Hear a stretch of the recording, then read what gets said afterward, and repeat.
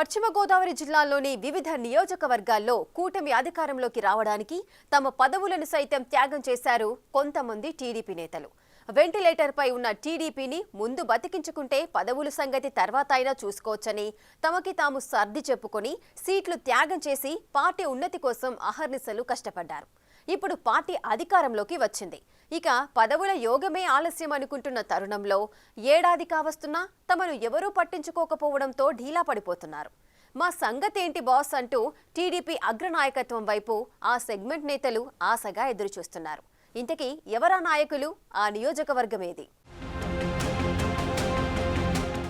ఉమ్మడి పశ్చిమ గోదావరి జిల్లా నర్సాపురం నియోజకవర్గంలో ముందు నుంచి తెలుగుదేశం పార్టీకి బలమైన క్యాడర్ ఉంది. అటువంటి కోటలో 2019లో వైసీపీ పాగా వేసింది. ఆ ఎన్నికల అనంతరం నియోజకవర్గంలో తెలుగుదేశం పార్టీ చతికిలబడే పరిస్థితి ఏర్పడింది. ఈ నేపథ్యంలో పొత్తూరి రామరాజు నియోజకవర్గ ఇన్ఛార్జి బాధ్యతలను తీసుకున్నారు. మరోపక్క పార్టీకి ఆర్థికంగా కొవ్వలి నాయుడు తన సహకారాన్ని అందించారు. దీంతో వైసీపీ అధికారంలో ఉన్నప్పటికీ నర్సాపురం నియోజకవర్గంలో తెలుగుదేశం పార్టీ ఏమాత్రం తగ్గకుండా ప్రజల తరపున పోరాటం చేసింది.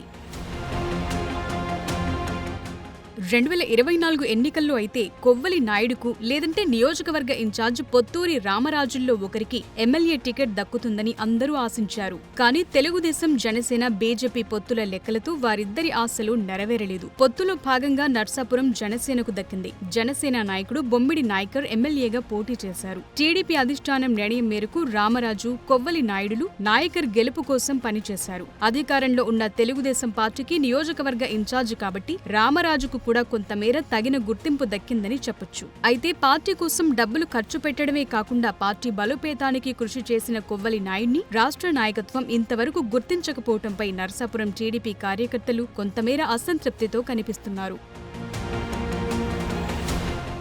జనసేన నుంచి నాయకర్ ఎమ్మెల్యేగా గెలిచిన తరువాత రామరాజు, కొవ్వలి నాయుడులు నర్సాపురంలో టీడీపీ పట్టు సడలకుండా చూసుకుంటూ పార్టీని మరింత బలోపేతం చేయడానికి తమ వంతు కృషి చేస్తున్నారు. కొవ్వలి నాయుడు ఎన్నో ఏళ్ల క్రితమే కొవ్వలి ఫౌండేషన్ స్థాపించి నర్సాపురం నియోజకవర్గంలో ఎన్నో సామాజిక కార్యక్రమాలు చేస్తూ పేదవారిని ఆదుకుంటూ తన వంతు సహాయం చేస్తున్నారు. పేద విద్యార్థులకు ఫీజులు కడుతూ వారి విద్యాభివృద్ధికి సహకరిస్తున్నారు. అయితే టీడీపీ కోసం పార్టీ కష్టకాలంలో ఉన్నప్పటి నుంచి ఇప్పటి వరకు కష్టపడిన జిల్లా స్థాయి నేతలకు కనీస గుర్తింపు ఇవ్వటంలో అధిష్టానం విఫలమైందని కార్యకర్తలు బహిరంగంగానే విమర్శలు గుప్పిస్తున్నారు.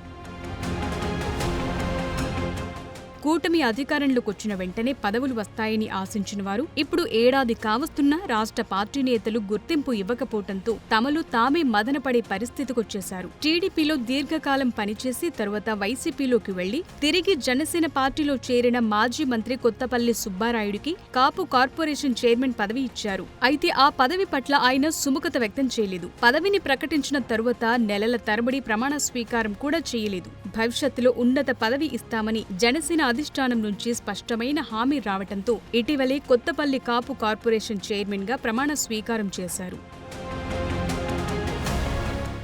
జనసేన పార్టీలో చేరిన కొత్తపల్లికి కనీసం కార్పొరేషన్ చైర్మన్ పదవైనా దక్కిందని, టీడీపీ కోసం కష్టపడ్డ రామరాజు, కొవ్వలి నాయుడుల పరిస్థితి ఏంటని తెలుగు తమ్ముళ్లు ప్రశ్నిస్తున్నారు. పార్టీ కోసం కష్టపడుతున్న వారిద్దరికీ సముచిత స్థానం కల్పించాలని టీడీపీ కార్యకర్తలు డిమాండ్ చేస్తున్నారు. మరి రానున్న రోజుల్లో అయినా రామరాజుని, కొవ్వలి నాయుడిని టీడీపీ అధిష్టానం గుర్తిస్తుందో లేదో చూడాలి.